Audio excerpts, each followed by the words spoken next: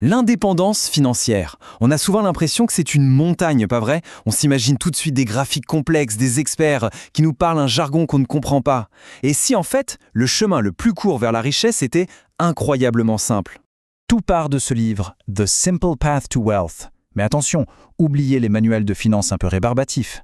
À la base, ce sont juste des lettres. Celle d'un père, G.L. Collins, pour sa fille.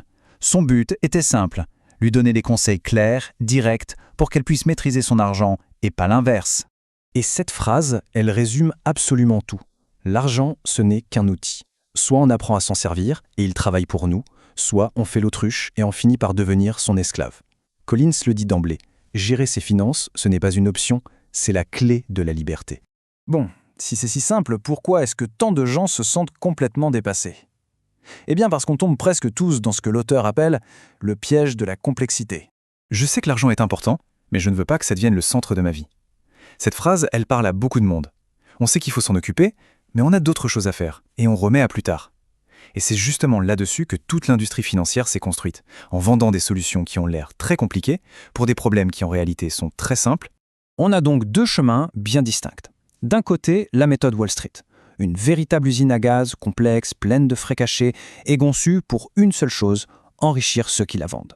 De l'autre côté, le chemin simple. Il est clair, il est efficace et il est pensé pour notre réussite. Il faut bien comprendre ça. La complexité n'est pas un gage de performance. C'est une stratégie de vente. Alors comment on fait pour éviter cette grosse machine et suivre notre propre voie? Eh bien, en suivant quelques règles d'or. C'est vraiment le cœur de la méthode de Collins. La feuille de route est d'une simplicité désarmante. Elle tient en 3 poids. 1. L'état d'esprit. On fuit la dette comme la peste, c'est l'ennemi numéro 1. 2. La formule. On dépense moins que ce qu'on gagne et on investit la différence. Et 3. L'outil. On utilise des fonds indiciels simples pour faire travailler cet argent. Et c'est tout, vraiment. L'image est un peu brutale, mais elle est parfaite. La dette, ce n'est pas un levier financier, comme on essaie de nous le faire croire. C'est un parasite. Il se nourrit de notre futur, euro après euro. C'est l'encre qui nous cloue sur place. La toute première étape, c'est de couper la chaîne. Et le but de tout ça, c'est quoi? C'est d'atteindre ce que Collins appelle, de façon très colorée, le FU money. Ce n'est pas l'argent pour s'acheter une grosse voiture, c'est bien plus puissant. C'est l'argent qui donne le pouvoir de dire non. Non à un patron toxique, non à un projet qui ne nous plaît pas, non à une vie dictée par les factures à payer. En fait, c'est le capital de la liberté. Le processus est donc mécanique. On prend une partie de ce qui rentre, on le plante en l'investissant. Et avec le temps, cet argent fait des petits et il nous donne la force de nous libérer de nos obligations financières.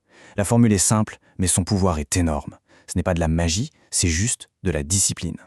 Et attention, on ne parle pas d'un projet sur 40 ans. L'auteur donne un exemple très concret. En mettant de côté la moitié d'un revenu, même modeste, on peut devenir financièrement indépendant en seulement 11 ans et demi. Tout à coup, l'objectif n'est plus un rêve lointain, ça devient une destination atteignable. Ok, mais on investit où concrètement? D'un côté, on a les fonds de gestion active. Ils promettent la lune, de battre le marché, mais en réalité, avec leurs frais exorbitants, la quasi-totalité d'entre eux échoue sur le long terme.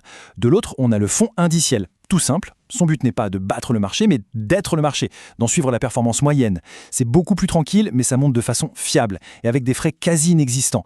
Le choix se fait entre une promesse qui coûte cher et une certitude qui est efficace.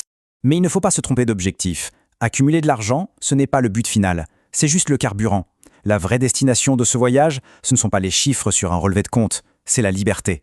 C'est peut-être l'idée la plus forte de tout le livre. L'indépendance financière, ce n'est pas la retraite comme on l'imagine, à ne plus rien faire. C'est avoir le choix. Le choix de continuer son job, d'en changer, de lancer un projet ou de se consacrer à sa passion. Le travail n'est plus une obligation pour survivre, ça devient une option pour s'épanouir. L'argent devient simplement l'outil qui nous achète cette liberté de choisir. Au final, ce chemin simple nous ramène à cette question essentielle. L'argent peut acheter énormément de choses, c'est vrai. Mais est-ce qu'il y a quelque chose qui a plus de valeur que sa propre liberté? C'est ça, le vrai retour sur investissement.